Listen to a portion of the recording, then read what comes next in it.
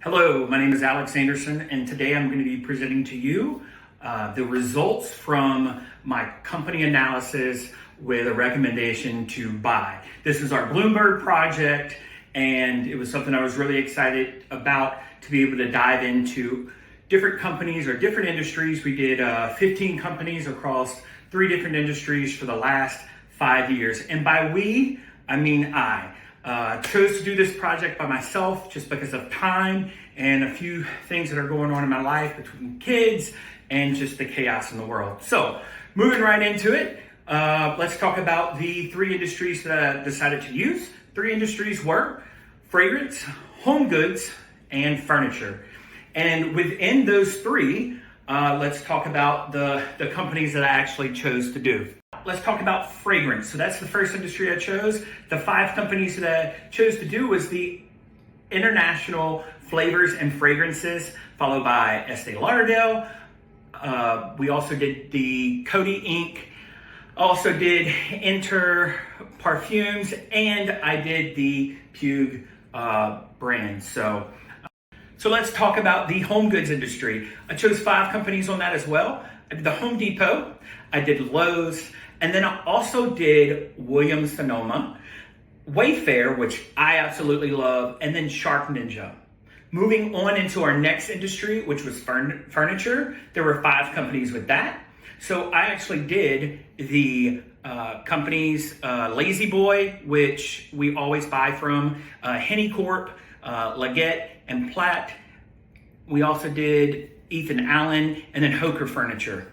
I am, and I do have a background in all 3 of these industries. So we actually own a fragrance company. Home goods, I am constantly doing upgrades in my home. And then with furniture, I actually did a lot of work for Southeastern, helping design and remodel all of the housing buildings. So I felt that everything that I chose within these industries actually had something to do with things that I've dabbled in before and could help me in my future career. The ways that I actually decided to do this or in the things that I use. So the ratio and strategy used for this. So first things first, it is short-term solvency, which is basically all of the different ratios.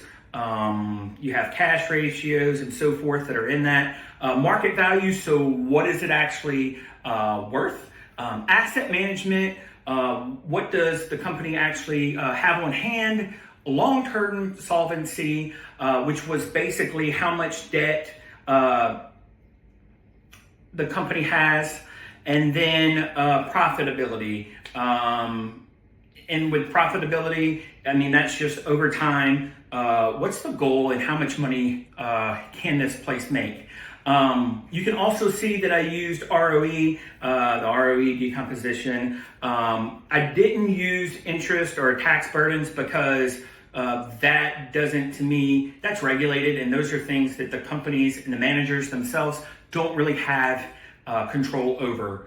But anyways, all of these are what I use to determine if a company should be invested in. Now we're going to look at the net profit margin of the fragrance companies. And this one is kind of all over the place. Inter Parfums, NRA, there's so many different ways to say this one. IPAR.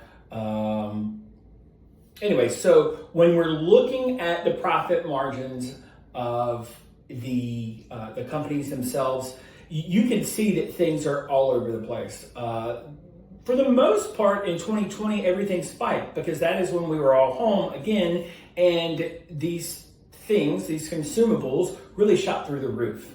After that, and this was a trend that we saw all over, after that, guess what? Things just kind of fell off for most companies.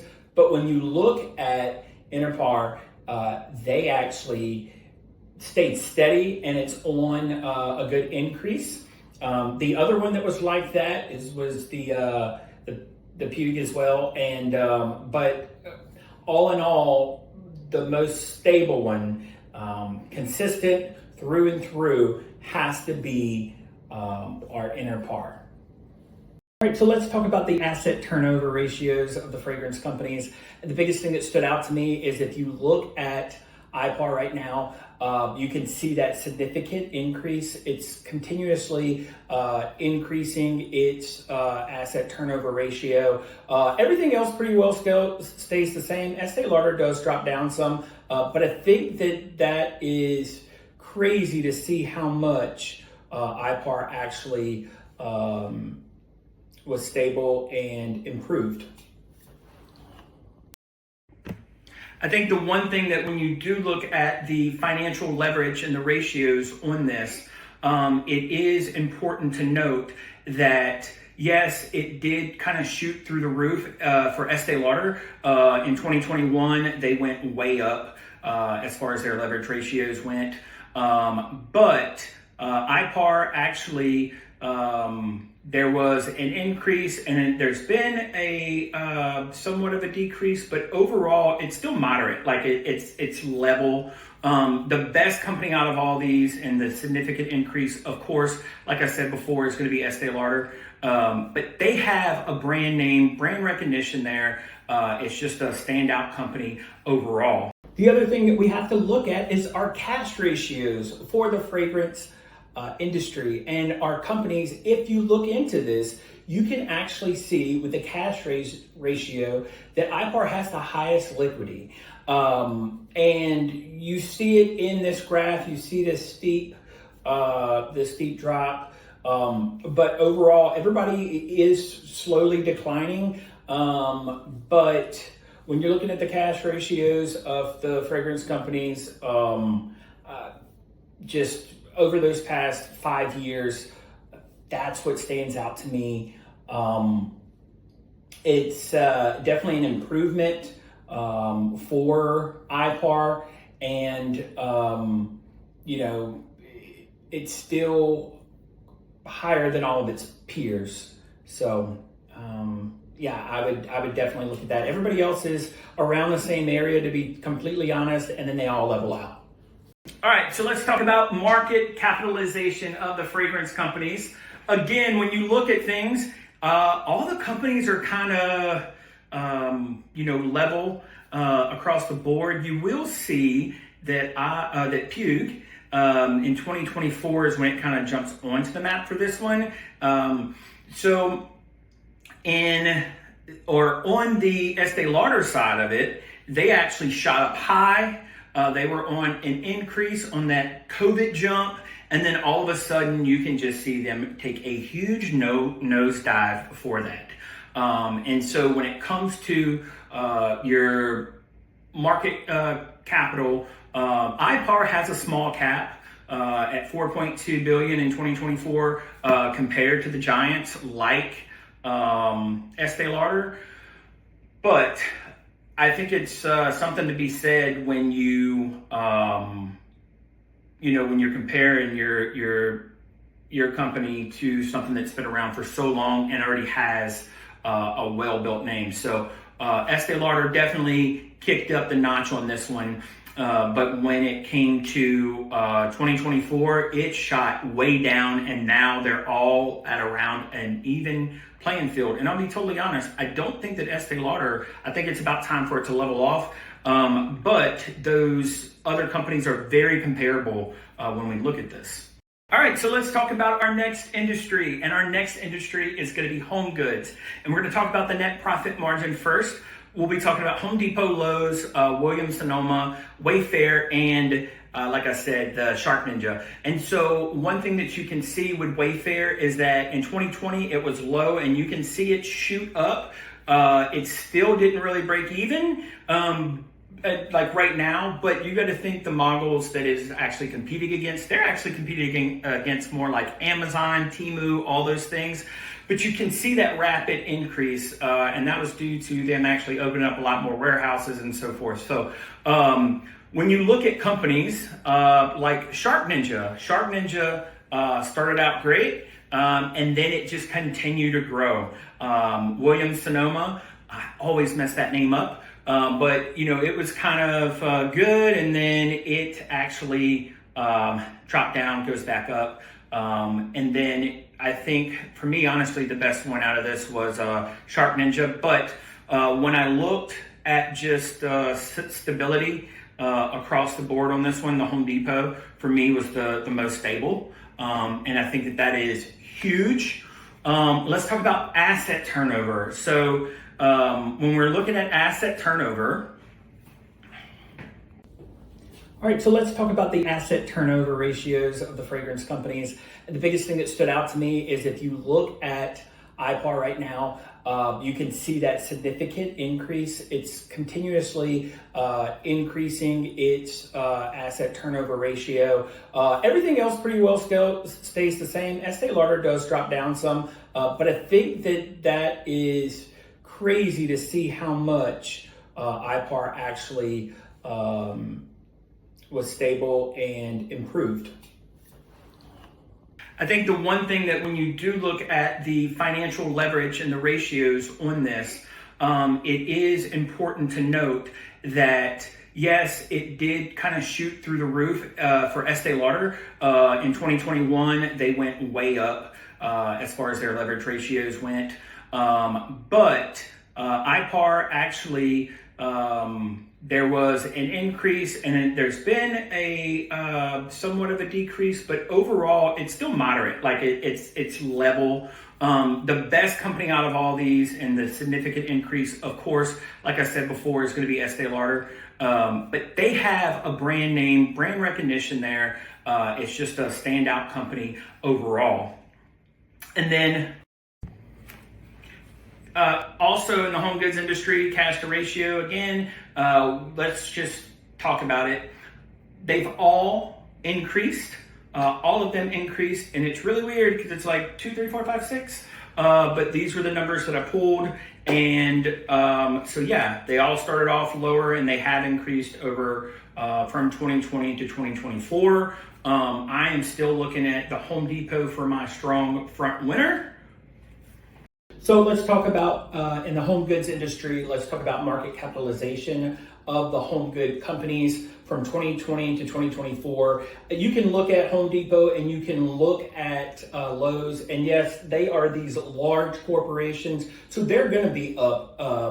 But all of these kind of had a spike in 2021 and then it goes down. Remember, that's when prices kind of went up in 2020 and 2021, especially with tariffs and everything else going on. Things kind of spiked and it was all over the place. So things have been steady. Now you can see where Home Depot is increasing. When you look at Williams-Sonoma, things have kind of been steady across the board. It's smaller. Wayfair is down there, and then the Shark Ninja. It's a newer company, so on that side of it, it's stable. It's a slow increase, but all in all, I would just say that when it comes to this, definitely they're all doing the same things. It's just the size of these different corporations or these different companies. It's why you see these the different amounts of capital that they actually have. We're going to move on to our furniture industry. This is one of my favorites. My parents always buy Lazy Boy, so I was actually excited about this, and I've dabbled into a lot of different furniture companies. So let's jump into it.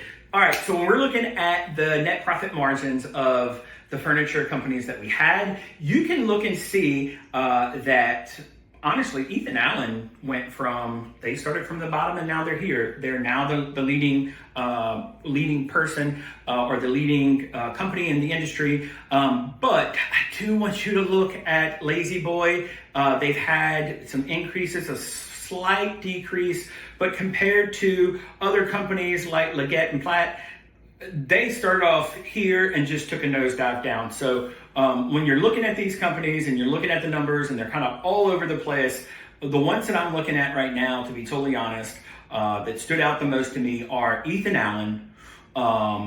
You have, and I hate to say this, Leggett and Platt, it's still going up. And there is a rise right now, but also Lazy Boy. It's just a dominant well-known company that is staying level in the marketplace right now. Moving into the furniture industry. On the furniture industry, with our asset turnover of the furniture companies, take a look at Hooker Furniture and the drive that it takes. It goes all the way up. It becomes our leader, and then it just starts to tank, guys. And I don't like to see that by any means. But honestly, we also had the same thing with Lazy Boy, and pretty much every company did this from 2020 to 2024, especially with the